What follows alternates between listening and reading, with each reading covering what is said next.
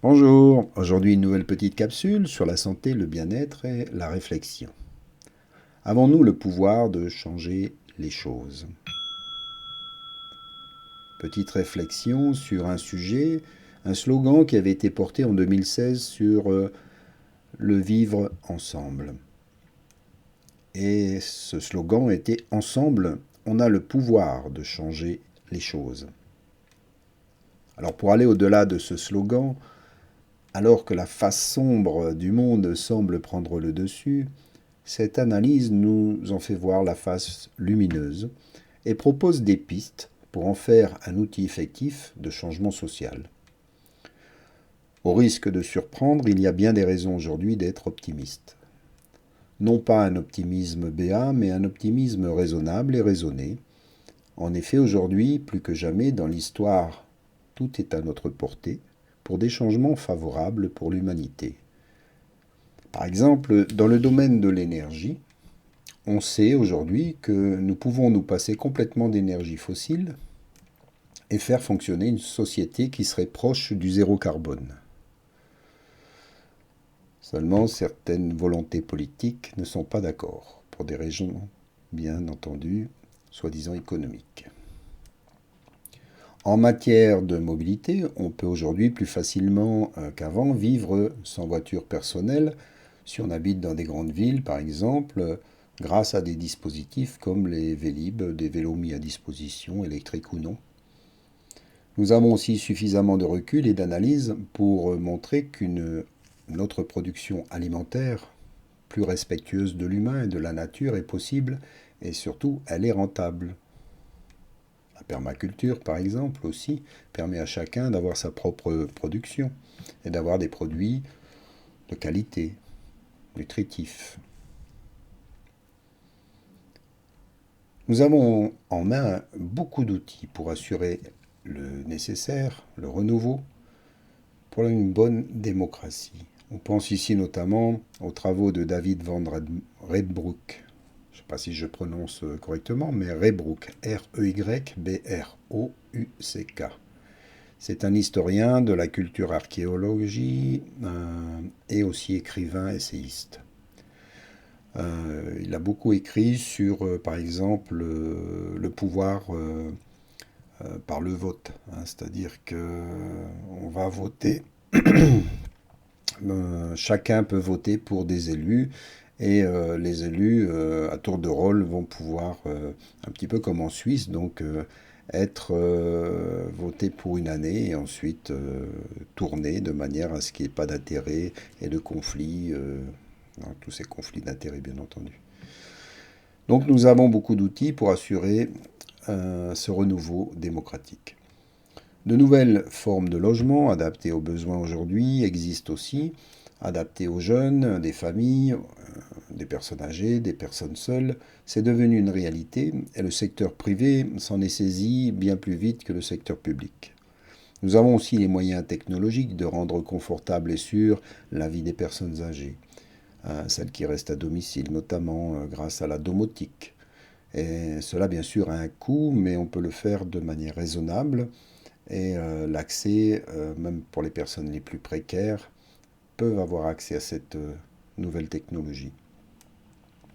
Dans la lutte contre la pauvreté, nous avons aussi un nombre incroyable d'expériences qui pourraient nous aider, même si elles sont surtout, pour l'instant, expérimentées ailleurs qu'en Europe. On pense par exemple à la réduction significative de la pauvreté au Brésil.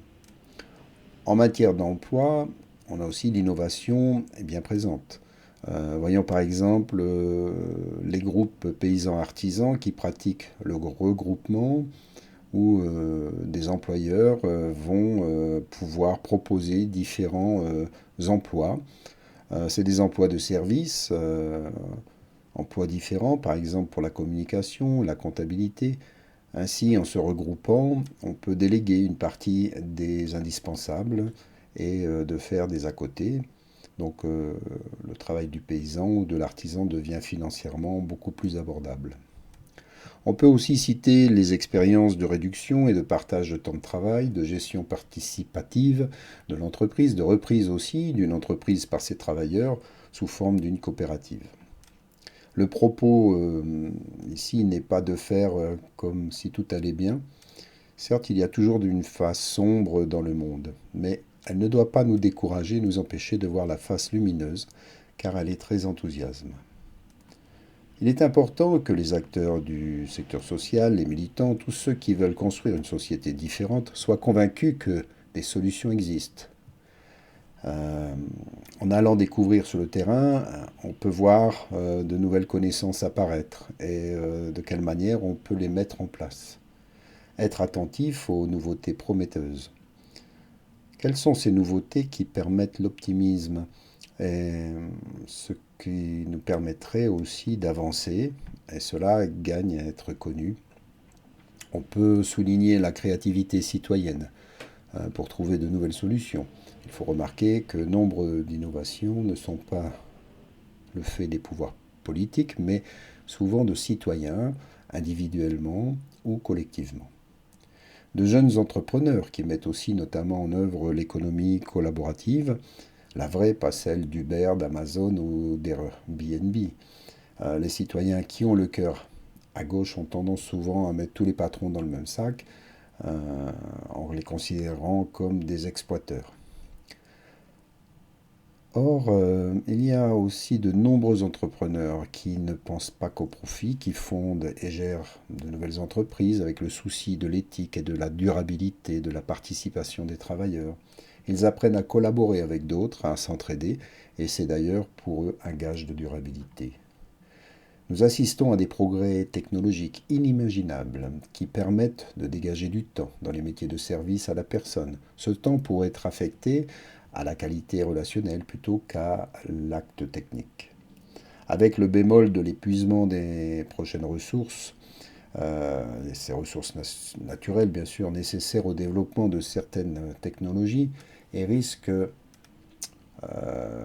sur le temps de travail de dégager des progrès technologiques. Soit il faudra simplement les supprimer ou ne pas les réaffecter en tout cas. Donc d'avancer plutôt dans de nouvelles technologies plus prometteuses et moins coûteuses, bien entendu. Des craintes à ne pas cacher. Bien sûr, malgré tout, on peut exprimer certaines craintes qui nuancent ces raisons d'être optimiste. Tout d'abord, le manque de temps, parfois. En matière d'environnement, comme en matière sociétale, démocratie, montée des extrémismes, inégalité sociale et autres, rupture du contrat social. Le temps est compté quand il n'est déjà pas trop tard. Ensuite, la compétition qui règne dans l'ensemble de la société est un obstacle majeur au changement. C'est malheureusement valable dans tous les secteurs d'activité et donc aussi dans le secteur associatif, où chacun est en concurrence avec les autres opérateurs pour obtenir les subsides publics, pour accéder aux médias, à la notoriété, aux dons privés, etc. On observe de nombreuses et profondes coupures dans la société, au niveau des valeurs et des idées, entre jeunes et vieux, entre riches et pauvres, entre religions ou convictions philosophiques. Et l'on est en droit de se demander si le monde politique est à la hauteur pour combler un tant soit peu ces fossés, avancer dans le bon sens. Une partie des élites économiques se coupe volontairement de la société et s'en exclut jusque physiquement, notamment par l'exil fiscal. Ces très riches refusent de participer à la solidarité collective d'une société dont ils tirent pourtant leur fortune.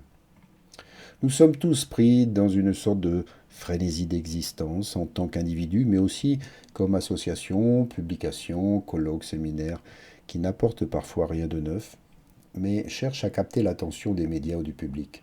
Cela engendre un gaspillage collectif de temps, d'argent et d'énergie.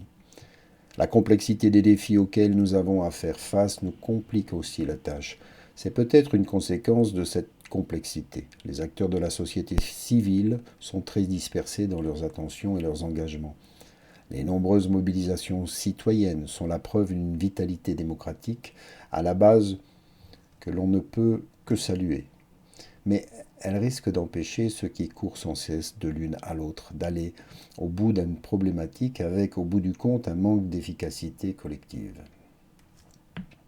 On a vu toutes ces manifs les manifestations, par exemple, en France, les Gilets jaunes, hein, qui n'ont pas vraiment porté encore leurs fruits, et les ont plutôt, parfois même divisés, plutôt que de les rassembler.